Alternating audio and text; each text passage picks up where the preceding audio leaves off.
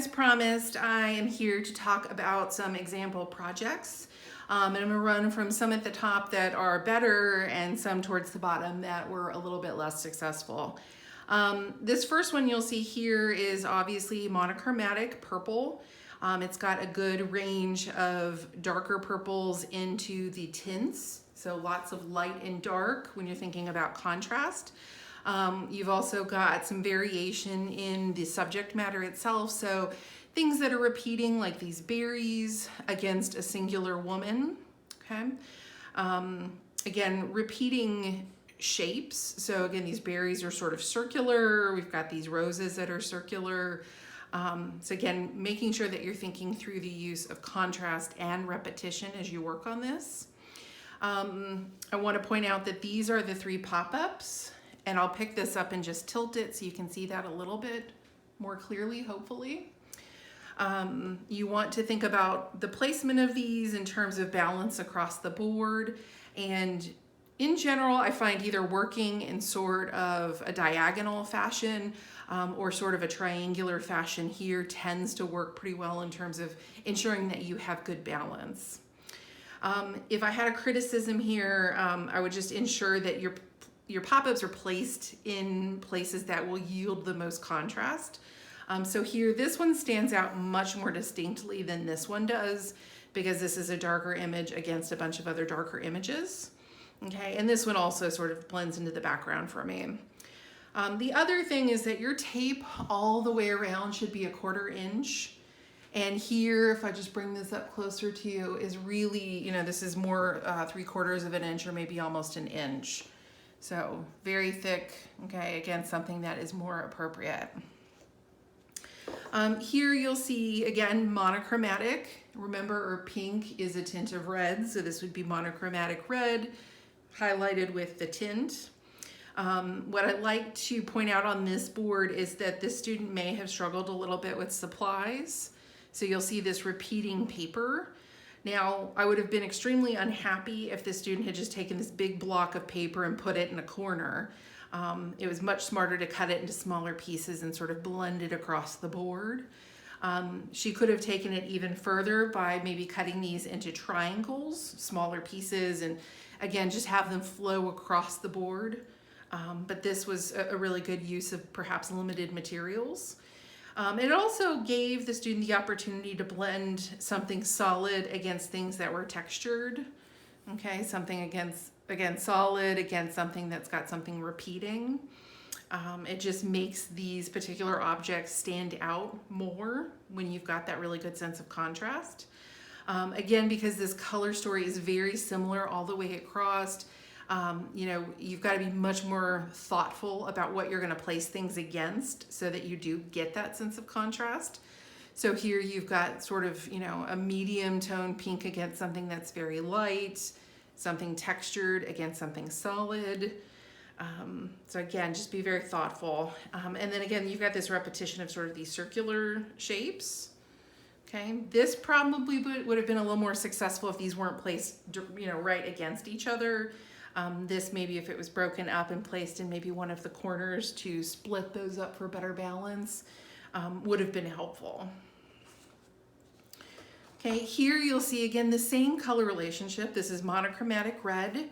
This student just chose to include the red with more of the darker medium tone pink with the light pink. So you'll see how much easier it is to achieve contrast here. This student, again, I think was probably struggling with materials. And so you'll see here where she took 2 solids and cut them into strips to create a woven effect. Really, really smart. I love it when you guys think through problems and come up with solutions. I think this would have been more successful if it was just a little bit smaller. It's actually so interesting that I think your eye just comes to this first. So it does throw the balance off a little bit. But this is also a student that brought in other materials. There is lace here. She actually crocheted this little section of yarn, again, so it wasn't just yarn, it was something that had some texture and interest. You'll see here the student used the technique of just cutting an object into 3 pieces. You can cut something in half, and just by inserting this little gutter here, it creates some interest. there's also really good repetition here. You've got these roses, which I think are really obvious. It's in multiple places. But I want you to think less literally as much as you can. Dresses like this, where you have this sort of repeating ruffle effect, very much mimic the appearance of roses. So again, thinking through, the general shapes that you see can be really helpful in establishing repetition. Here you'll see monochromatic yellow, and this student chose to stick with a really consistent tone of yellow. Again, when we think about moods that colors elicit, yellow tends to feel very energetic. I tend to feel happy when I see yellow. So again, when you're working through this, if moods begin to emerge, you may want to lean into that and look for things that make you feel that mood, okay? Here you'll see that they struggled more with contrast. You've got the pop-up here that's basically the exact same yellow on the exact same yellow, so it's not super successful. However, you do have this consistent yellow against pretty much the same yellow, but it does stand out more because you've got this texture here. Okay, again, texture against something that's solid is another form of contrast. Okay, so just be really thoughtful about that. The other thing that I see here is that almost all of the images are basically the same size. There's no real diversity in terms of something maybe small and medium to large. So make sure you include that. And then there are some construction issues here. This student actually applied tape for some reason. She didn't do it on all sides, just on the top of this pop-up. I'm guessing that pop-up was damaged in some way. You also see here that your pop-ups are supposed to be the paper and the pop-up should be trimmed together. And this has about 1/4 inch of paper just overhanging the pop-up. Okay, it's just not very neat looking. And then also this student tried to essentially butt the images up against each other. And what you see here, or perhaps you can see in the video, there's just a sliver of black foam core peeking through. So don't do that. It's much better to just overlap them a little bit to avoid that kind of thing occurring on your board. Okay. Here you'll see lots of interesting cuts. This student obviously has some squares, but she also did some organic cuts, and that's fantastic, except make sure you've got it balanced across the board. Right now, this is all pretty much right here. Okay, you've got a couple flowers and an orange here, but then everything else is square or rectangular. So just think everything that you do, think balance across the board. It's also lacking balance because she's got this really large image that automatically draws your eye to this left side. It's large, it's also got a lot of black in it, so it's competing with everything else on the board. Again, balance is really the big issue here. However, I wanted to showcase this because this was the student that I mentioned who used orange peel. She also used paint in the background here, and there's orange paint here. There's a textured glitter paper. So again, you can bring in unconventional materials. If memory serves, I think these are also pressed flowers. Okay. Again, I always like to point out things that could be better. Tiny little pop-up, okay? It really is not serving the purpose. Remember, pop-up should be really interesting, compelling imagery. And they should be of, generally about medium size. It should be large enough to have an impact on the board. And again, this is super small. She's also got this image, which is actually a really compelling image. It's just really small. If this had been a larger image, that would have been much more successful.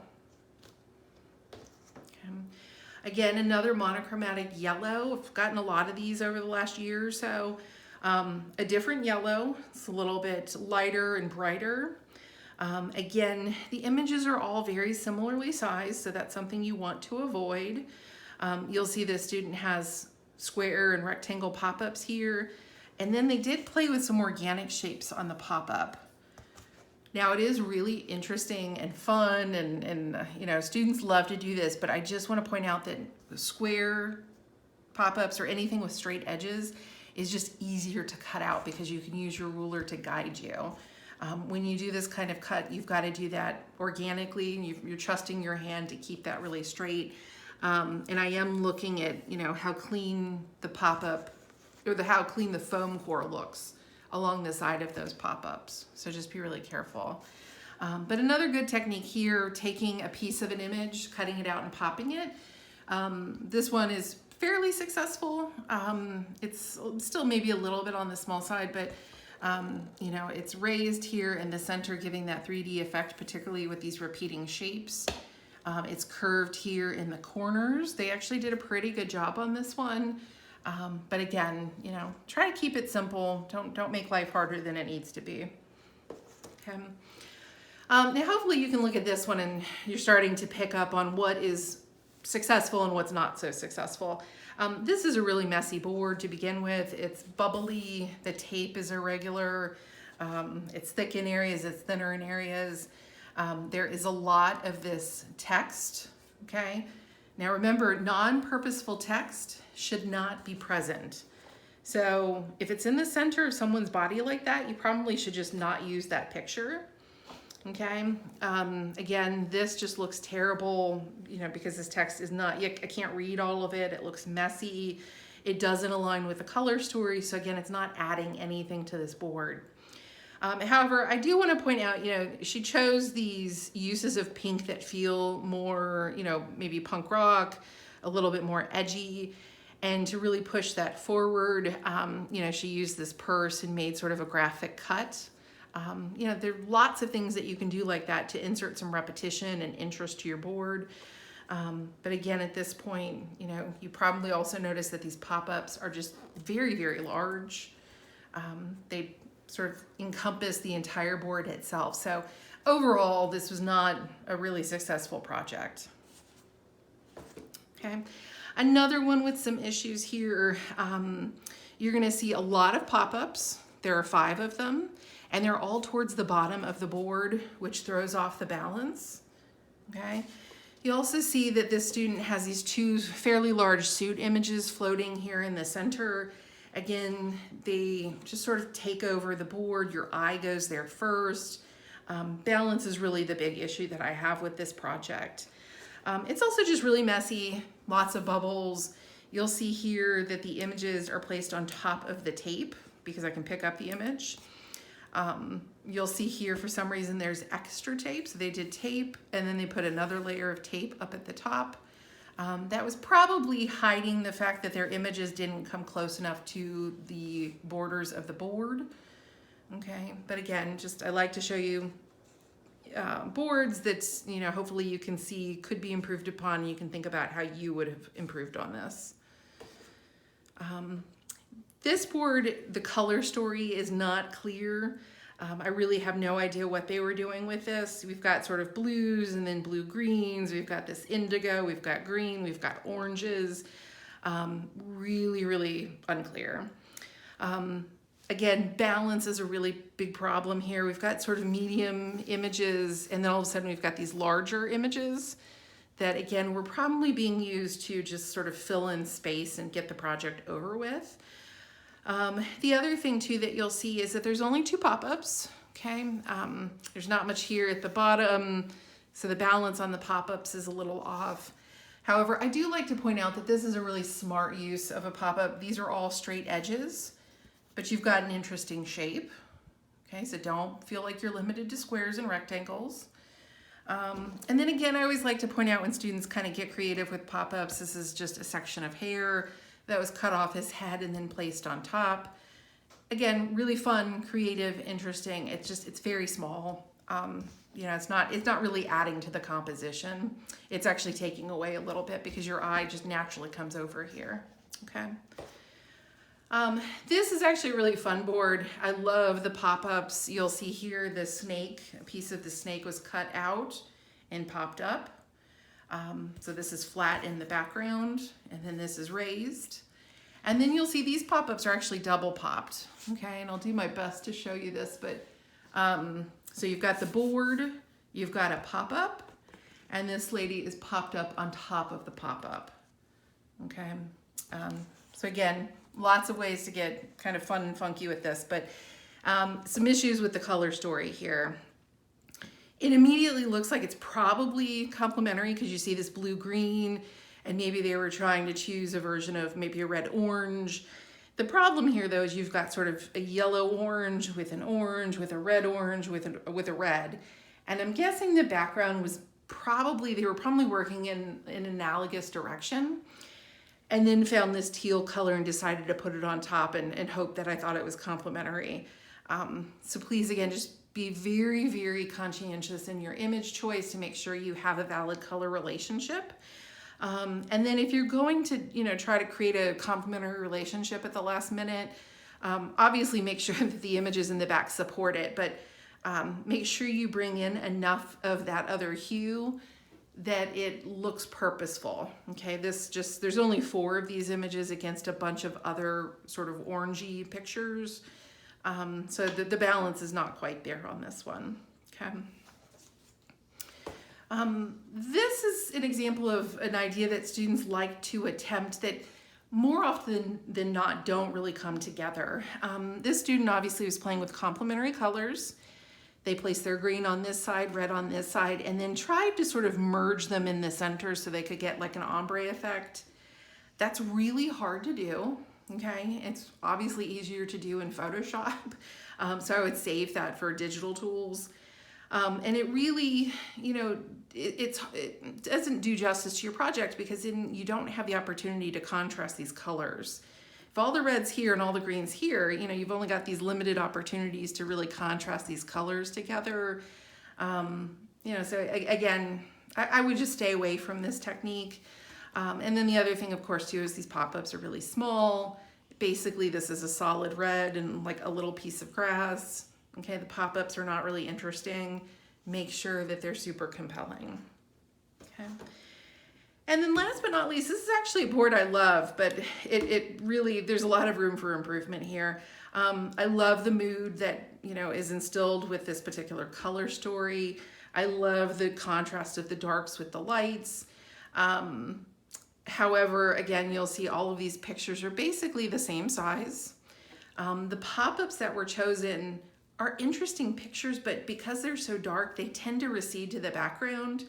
And if you really look at this and ask yourself, where does my eye go?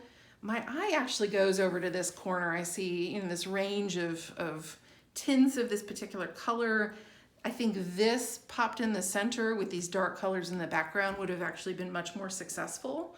And I just wish that there was more imagery. I wish there was more diversity in size, more diversity in the content.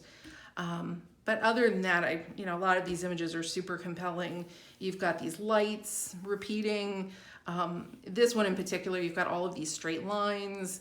This repeats the straight lines that you see here. You've got this repetition of, well, obviously fruit and fruit, but also this repetition of sort of shapes all throughout the board. So again, just things to play with as I hit my tripod and looks like my camera was bouncing. Okay, again, lots of things to play with, just lots of things to think about as you complete this board.